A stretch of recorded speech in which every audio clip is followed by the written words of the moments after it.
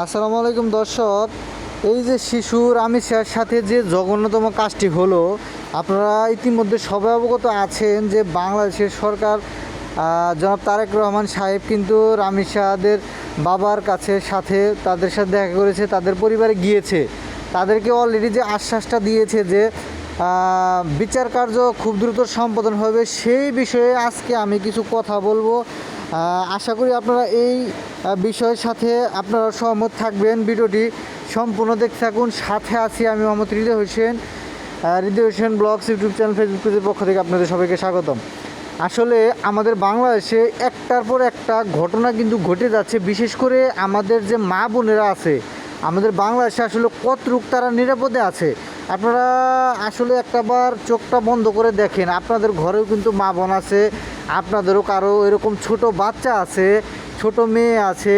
তো আসলে তারা কতটুক সেভে আছে, কতটা নিরাপদে আমাদের বাংলাদেশে আমরা বসবাস করতেছি, এটা আপনারা একটাবার চোখটা বন্ধ করে চিন্তা করেন। আজকে আপনার মেয়ে বা আপনার সন্তান যদি এরকম অবস্থায় পড়তো, আপনার মন থেকে, আপনার ভিতর থেকে কতটা কষ্ট হতো।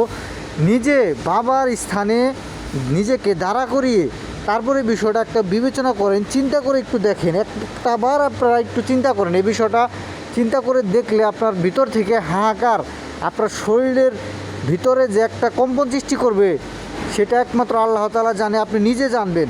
তো এই যে একটা বাচ্চার উপরে, একটা শিশুই বলা যায়, একটা মেয়ের রামিসার যে বয়সটা, কতটুক বয়স হয়েছে এখন আপনারা বলেন, তার সাথে যে এই যে পশু সুলভ আচরণটা করা হয়েছে, শুধু সেটাই করা হয়নি, সাথে তাকে তাকে মানে তার দেহটাকেই দুই ভাগ করে দেওয়া হয়েছে, যেটা সারা বিশ্ব খুবই শিহরিত যে এই যে একটা জঘন্যতম কাজ, একটা পশু সুলভ মানুষ না হলে এটা কোনোভাবেই করা সম্ভব না।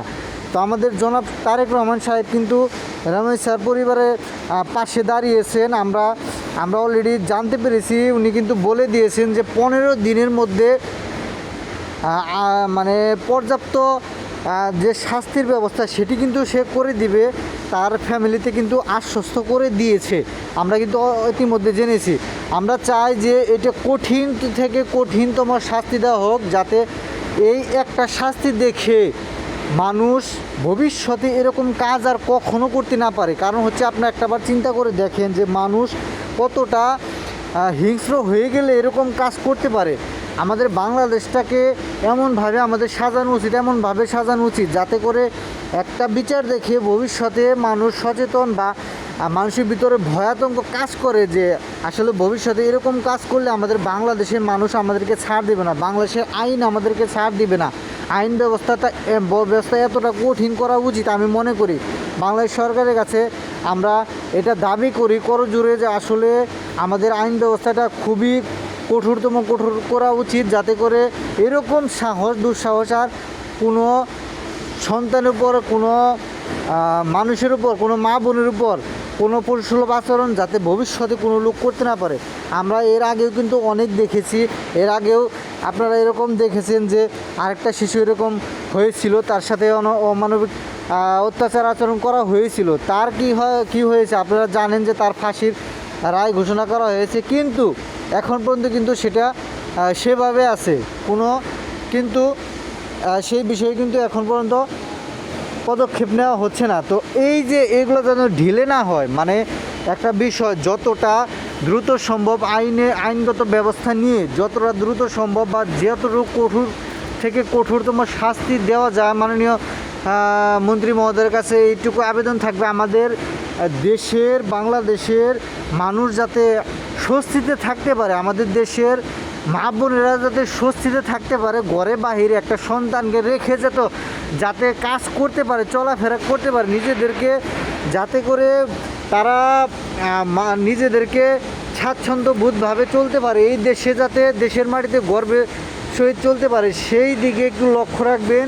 মানুষ নিজেরা, বিশেষ করে জাতি যারা আছেন, তারা কিন্তু আজকাল খুবই ভয়ে চলাফেরা করে, কারণ আমাদের দেশের মা বোনেরা বর্তমানে কিন্তু সেফ নেই, সেফ থাকতে পারতেছে না, তারা ঘরেও সেফ থাকতে পারতেছে না, বাহিরে কিভাবে সেফ থাকবে সেই বিষয়টা আসলে সবার দৃষ্টি আকর্ষণ করছি। সবার আসলে এটা দেখা উচিত যে আসলে আমাদের দেশের মা বোনেরা কতটুকু সেফে আছে, ঘরে কতটুকু শিশু সন্তানরা কতটুকু সেভে থাকতে পারতেছে সেইটুকু কিন্তু আপনাদের সবার বিবেচনা করা উচিত। মাননীয় মন্ত্রী মহোদয় জনাব তারেক রহমান সাহেবের কাছে এটুকু আমি বলবো যে খুবই দ্রুত সব কিছু আইনের আওতায় নিয়ে যেহেতু নেওয়া হয়েছে কঠিন থেকে কঠিনতম শাস্তি দেওয়া উচিত সবার পক্ষ থেকে। এটা আপনারা করবেন, যতটুকু সম্ভব করা উচিত। আর আমাদের বাংলাদেশের মা বোনেরা যাতে সেফলি চলাফেরা করতে পারে সেই দিকে একটু দৃষ্টি আকর্ষণ করবেন। ভালো থাকবেন সবাই, সুস্থ থাকবেন, ভিডিওটা বেশি বেশি শেয়ার করবেন, মাননীয় মন্ত্রী মহোদয় যেন ভিডিওটা দেখতে পারে। তো সবাই সুস্থ থাকবেন। আসসালামু আলাইকুম রহমতুল্লাহি ওয়া বারাকাতুহু।